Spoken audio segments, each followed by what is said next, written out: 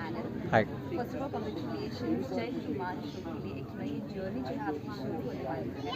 तो कितने ज़्यादा एक्साइटेड है कि आपके फैंस जो ऑडियंस जो है ये इसको देखे। एक्साइटमेंट से ज़्यादा आई थिंक होता क्या है, I been working for such a long time कि शायद वो जो नर्वसनेस और वो एक्साइटमेंट होती है वो आई थिंक वो बैलेंस आउट हो गई है, वो थोड़ा सा इक्वलाइज हो गई है. सो इस टाइम पे बस I mean you know more so you wish कि आप जिस चीज़ पे काम कर रहे हैं उसको लोग देखें और समझें कि ठीक है इस पे मेहनत लगी है और ये अच्छा है, वो अच्छा बन के आया है. तो मैं इस वक्त यही होप कर सकता हूँ, क्योंकि मैंने भी एपिसोड्स नहीं देखे, बस ये है कि अभी तक बताया जा रहा है कि बहुत अच्छा बन के आया है. सो मैं यही होप करूँगा कि लोग देखें एंजॉय करें, कुछ नया देखने को मिले, क्योंकि यही कहा जा रहा है कि नई कहानियाँ हैं हनुमान जी की. So I am just hoping that we are able to entertain the audience and you know give them something that they haven't gotten before. आपका जो किरदार है वो कलयुग का है और ये जो सिलसिला चल रहा है वो कलयुग ही चल रहा है। तो जब आपको पता चला कि हाँ हमें कलयुग का रोल प्ले करना है, तो आपके माइंड में से कुछ क्वेश्चन आए कि कलयुग का क्या कैरेक्टर प्ले करेगा, लाइक इसमें क्या कुछ होगा। ऑफ कोर्स मतलब आप कैसे अगर आपको कोई कहे कि आपको एक टाइम पीरियड प्ले करना है तो आप कैसे प्ले करेंगे, उसकी कोई रेफरेंस नहीं है, उसका कोई टाइम क्या होता है. टाइम एक ऑब्जर्विंग एक it does not exist, so to speak of, and it's just a happening. It's just a happening, and that happening is not meddling in anything. It's a chain reaction which happens, and you वो beginning से लेकर and तक उसको आप कह देते हैं ये उसका टाइम था. तो कलयुग को जब मैं पकड़ने की भी कोशिश की तो मैंने यही कि कलयुग इज़ अ हैपनिंग जो एक टाइम पीरियड में चल रहा है. इसीलिए मैं समय हूँ, जो हमने आज बचपन से सुना है, मैं समय हूँ, वो समय का एक हिस्सा है. एक हिस्से में एक हैपनिंग है, एक वाक़यात है जो चलेगा.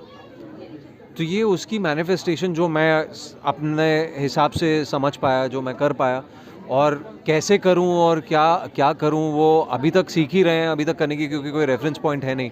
तो on a daily basis Mukesh ji director हैं बहुत अच्छे, तो उनके साथ अपने सबके साथ हम धीरे धीरे करके समझते हैं कहानी. जैसे जैसे कहानी आगे बढ़ रही है हम कुछ नया सीख रहे हैं उस कैरेक्टर के बारे में और करने की कोशिश कर रहे हैं. So that's the attempt. Because काफ़ी इंटरेस्टिंग लग रहा है कि कलयुग का ऐसे कैरेक्टर हम लोग को देखने मिला, काफ़ी इंटरेस्टिंग किरदार लग रहा है। और साथ ही में इसमें जो हनुमान जी के साथ आपका सामना होने वाला है, रियल लाइफ आप क्या हनुमान जी को बिलीव करते हैं और लाइक आप कितना कुछ मानते हैं। See, I believe in God, but in God in a way that कि हर किसी में वो क्षमता है. ऑफ कोर्स कुछ चीज़ें हैं जो हमारे सोच के परे हैं, हमारे समझ के परे हैं.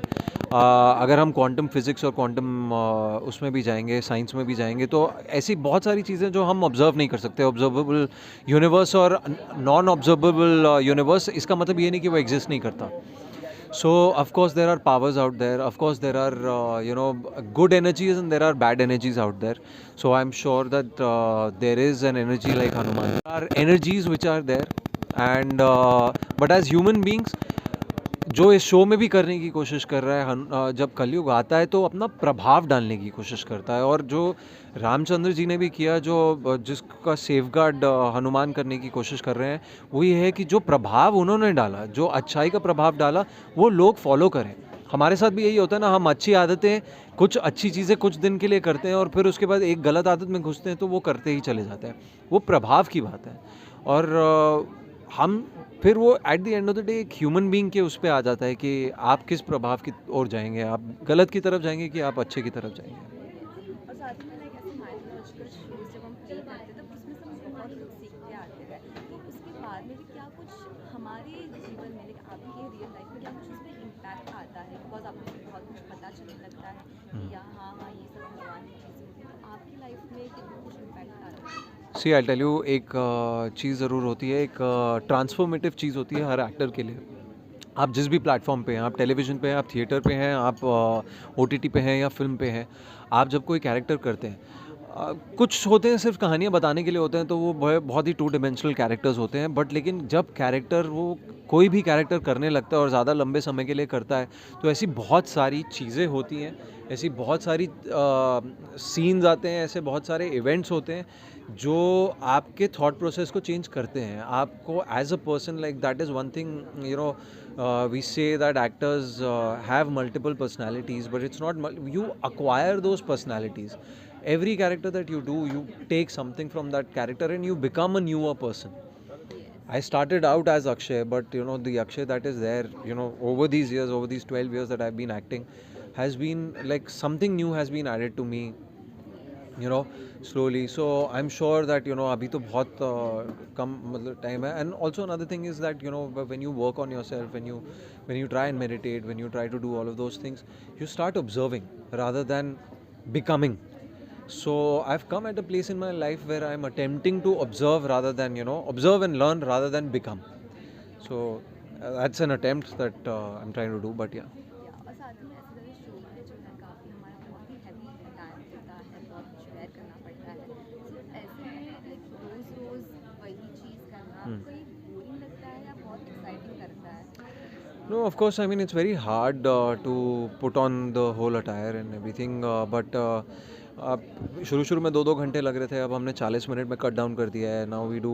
अब मैंने तरीका निकाल लिया है कि जैसे शॉट ख़त्म हुआ तो उतार दिया and should make it comfortable. And everybody around the set also the cast and crew they are all extremely supportive and you know हम सब मिलके काम करते हैं and it makes it easy for all of us to work in an environment which can be difficult. So it's good. It is tiring. It's extremely tiring. I will not say that. I have seen Ram हालत ख़राब हो जाती है राम यशवर्धन की. वो हर रोज़ वो attire में आना और हर रोज़ काम करना. But you know that's what you do. That's what why we became storytellers and actors to you know to entertain the audience and that's the hard work that we put in. Yeah. और साथ में ये जो show है लोगों को काफ़ी पसंद आने वाला है, काफ़ी एक्साइटिंग है बिकॉज ये जब सीता माँ जो थी उधर के अंदर समाई उसकी बात स्टोरी सब लोग जानने के लिए बहुत ही बेताब थे, उसके बाद क्या हुआ था. सो लास्ट में क्या कुछ कहना चाहेंगे अपने फैंस को और इस शो के रिलेटेड क्या कहना चाहेंगे? फर्स्टली जो भी ये इंटरव्यू देख रहे हैं thank you so much for watching it.